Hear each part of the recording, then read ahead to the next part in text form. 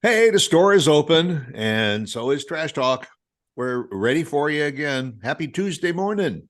Yes, Top of the morning yes, to you. yes. We are here. How you doing? Good, good. Been very, very dragging lately. So I'm pretty tired, but I'm here. Yeah, but we always got our coffee. Always, Sure. always. Ready, Yes. ready, ready to go Lots of there. it. Lots of So it today. here's to you, as they say in Ireland. Top of the morning to you. But all right, so you got your lemonade stand back there, and we started talking about what were some of the first jobs we ever had, and going back to being a kid. Did you ever cut grass and all to make a little extra money No. in the neighborhood? Really? No, it did not. No. I, No, sure didn't. I did. I mean, I could probably think back when I was about 12 years old, and all because I lived in a neighborhood, and everybody had a good sized front yard and a backyard, and so it was a chore that I had to do in at my house, uh, and for in order to earn my allowance or whatever. But a buddy of mine and I, we used to go and cut other people's grass, we could make some pretty good change through this, the spring, summer, and fall months, and then we I would still shovel think snow in the that. winter. I still think people, I don't know how many kids do that now, but I've seen it a few times. Like before I, moved and all that, when we lived in the house, years ago, um, I still had some kids in the neighborhood right here in Frisco that would offer to do that. Not as many though, not as many as we did 20 years ago, what have you. But Yeah. I still think it's a pretty good way to earn money if kids ever wanted to. Well, and we used to do it for like a dollar, or Oh my God. maybe two or something. Now I suppose a kid would say, "Yeah, I'll cut your grass. Be $20." Yeah, I mean, but even like when you hire a service, depending on the size of your lawn, you're not getting it less than like $18, $20. And who knows now? I Right. mean, you know, yeah, that's crazy. But that's a common thing, I think. Yeah. But and when I was growing up, I think the neighbors would allow us to do it, because they felt like, well, isn't that nice? The kids are out earning a little extra money. Yeah, Uh, absolutely. Absolutely. today, if you knock on somebody's door and say, "Can I cut your grass?" They want references. They want to do a background check. I Would you know. would you just breathe into this breathalyzer first? Right. They want to see pictures of lawns you've done. The kid's like 15, you know. Are you a Yes. horticulturist? Do you know my diseases in my lawn? Yes, Oh God. you have a list of referrals or something I can follow up, It's ridiculous. It's to ridiculous. cut to cut your grass. But But what and then about like job, not just earning money? Because I used to go to the construction sites and collect empty bottles. You know, beer bottles, a lot of beer bottles at construction sites. right, But just pop bottles, pop cans, and take them back.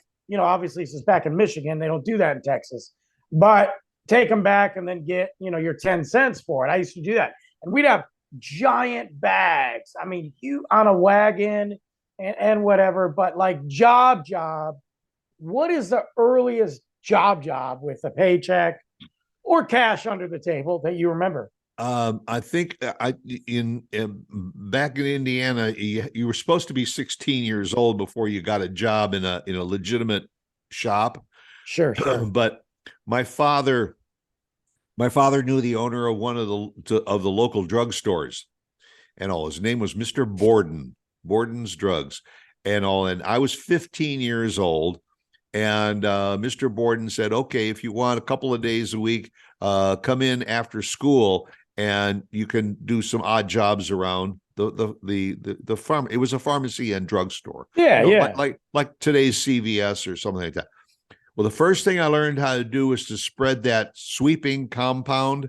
There was a sweeping compound that you throw down the aisles, and then you'd sweep it up. And I'm not sure exactly what it did, but it was supposed to pick up lint and dirt, and I think it was the predecessor to the Swiffer. Um, and you have to sweep it all up and then bag it and take it out to the trash, which Yeah. is like behind me. You also had to take out the trash.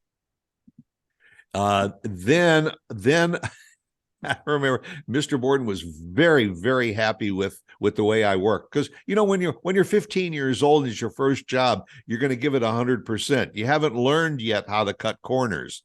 Yeah, you're hustling. You're hustling. Right. Well, you right. haven't learned yet that in the long run, nobody gives a crap, Yeah. And also, you're young enough not to know what all of the drugs in the pharmacy are all about. Yeah. So the second job was, he said, there's a tall ladder in the storeroom in the back. I want you to bring it out. And he handed me some rags and some like Windex. And I was supposed to spray a little Windex on the rags and dust the bottles in the pharmacy, which there were thousands of them. Many of them probably had not been off of the shelf in decades, and you'd have to take them off in order and wipe them all off, wipe that little cubicle, and then put all of the bottles back in order. And that took I think weeks to do all of that. Oh my God. But the one thing I learned from Mr. Borden was, and you'll be able to relate to this, was whenever you got new stock in, you rotated it. You always put the new stock in the back and move the old stock forward. That's why even today, when I go to a grocery store, I never take the bottle of milk or whatever that's in the front. You always go 3-4 bottles back, because you'll notice that the expiration date is a little further down the line. They always put the stuff that's reaching the expiration date up front.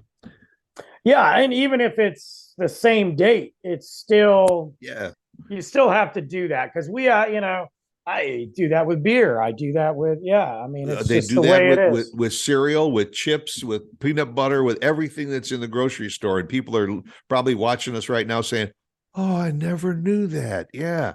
They do that with stuff that doesn't have an expiration date, because it's just what you do, Right. It's just, especially like if something changes packaging, like, sometimes you'll notice in the grocery store, the first 10 items have this packaging on them.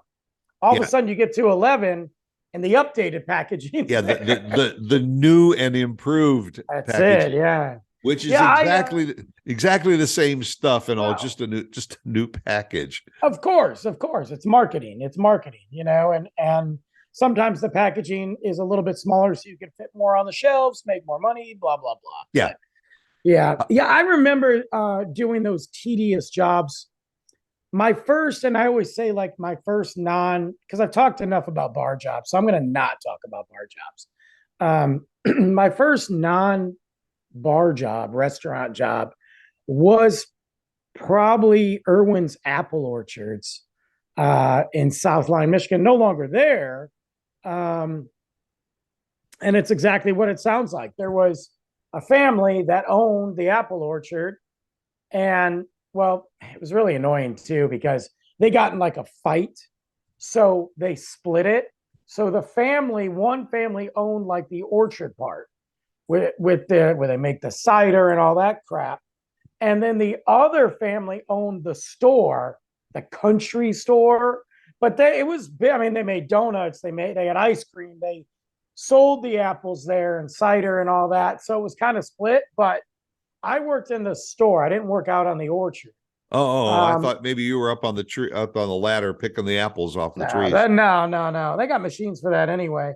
They had a machine for it, and then they had a lot of migrant workers that would come every year. Right. They come and then they leave. They come and they leave. But it was cool because it was like you learned, there was a lot to learn. Actually, that was when I really first started making donuts, was back there. It was a different style. It was those nice cinnamon donuts, soft and all that.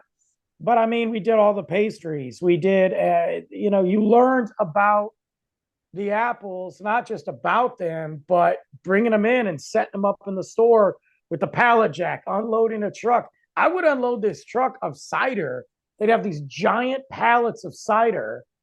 They'd come to the loading dock, and they were from the orchard, but they'd have to be delivered to us. Right. man, and you just be cranking up that pallet jack or the electric pallet jack, and you'd be pulling these double decker pallets of cider jugs.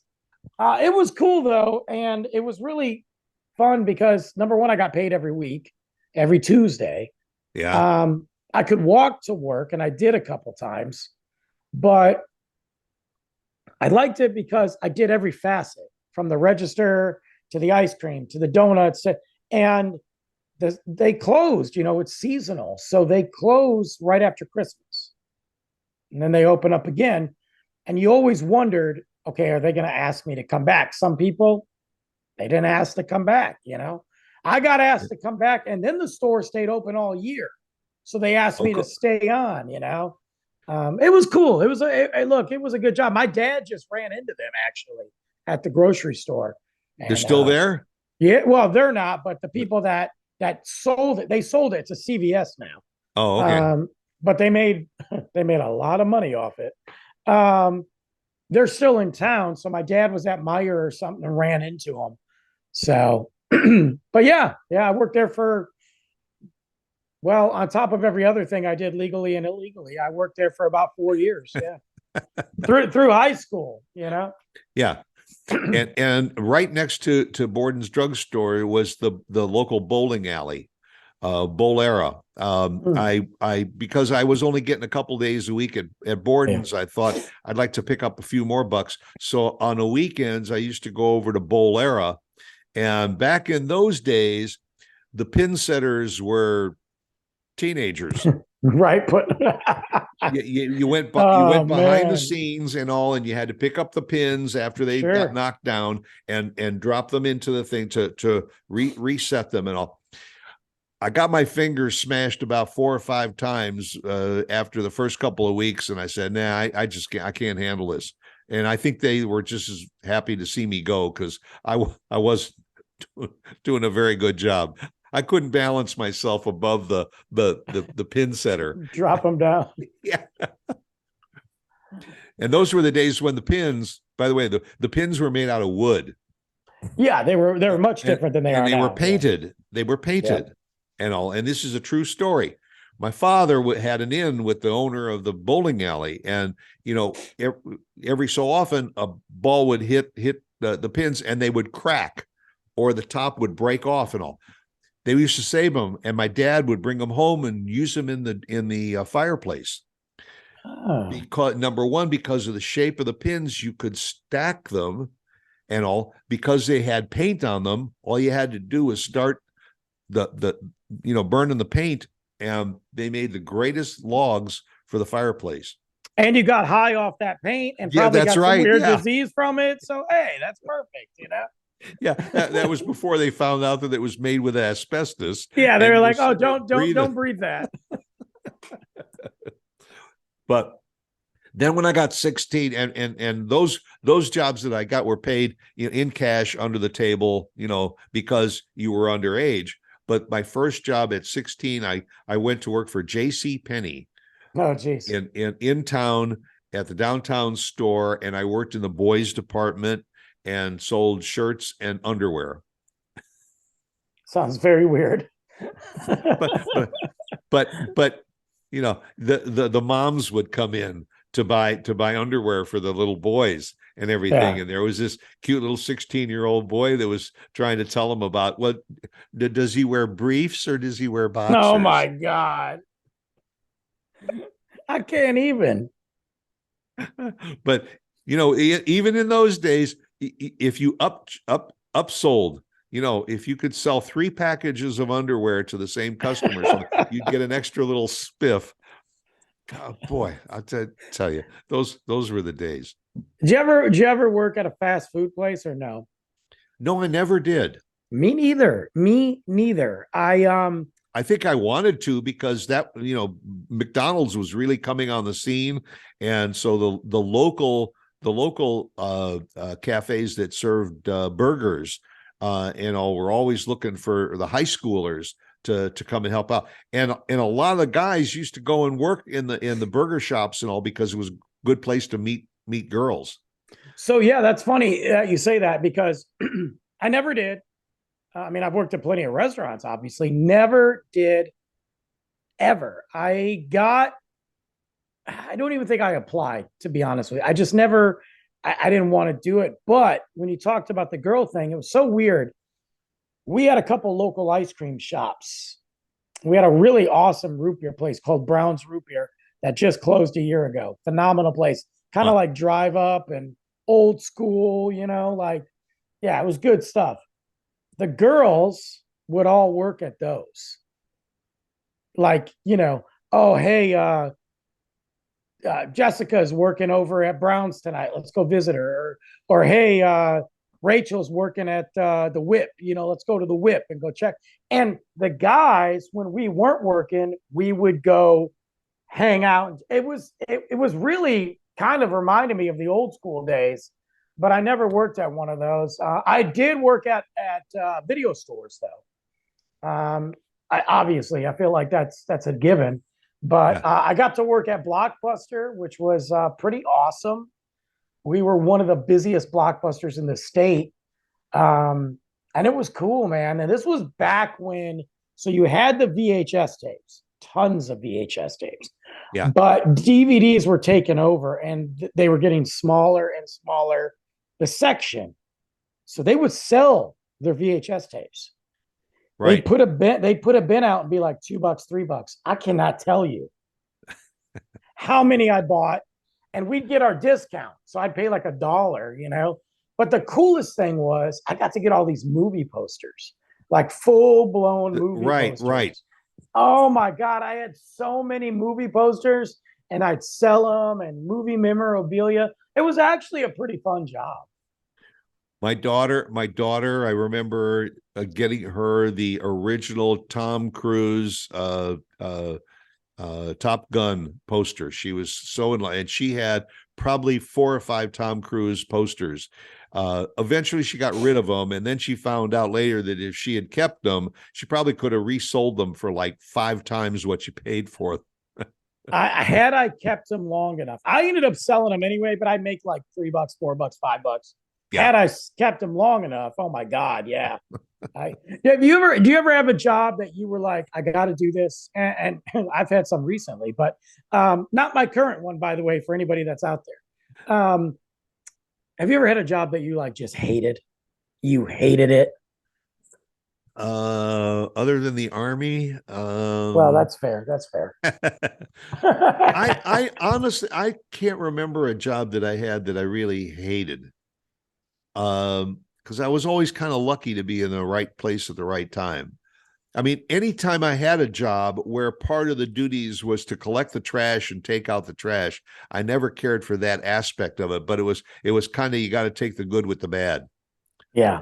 Yeah, no, I get that. I was thinking about that too. I think there were moments that I really just couldn't stand my jobs, and they lasted for a long period of time, mostly because it was probably a mental thing, or I just needed to get out, Yeah. or I was just being an idiot kid, you know. Yeah, or the only time Um, that I can remember really not enjoying a job was probably because I didn't like my supervisor or the boss, that they didn't think you were of that much of a value, and you think, man, come on, loosen up. I'm trying my best here. oh, that I could write we could do 17 shows on that part, but um yeah, I think Old Navy. I worked at Old Navy for a brief time, while I was working at a bar too. So it was like I made more money at the bar, but I wanted that consistency, Right. you know. And I was young, and I liked the discount because I liked the clothes at the time, but I couldn't stand that job. I didn't like the Old Navy vibe, the corporate like yay team crap, Yeah. and The customers I would come in and throw stuff all around, and then your oh job was to fold it back up and then put it real nicely on the. yeah. Yeah. I mean, I did learn how to fold, and to this day, when I put stuff in a drawer, I'm still folding it the Old Navy way. Yeah. This was years ago, but I didn't like it. You had to work the register, and I didn't want to deal with that crap. So they would rotate, like they put you. We had these stupid headsets, and they'd be like, Brandon, you're whatever they'd say. And I was like, nah, bro, I'm not doing that, And I would always try to like get out of it. And eventually the managers just got so annoyed with me that they just didn't put me on the register, but they made me like lead of inventory, which I thought was kind of cool. And I would work a little bit later. So when the trucks came in, we cut open the boxes, put the inventory out, get it set, and I'd work later and I got a bump. But then they wanted to start going later and later with the trucks. So it'd be like, and when I say late, you're talking about a guy that worked overnight. So this is not late.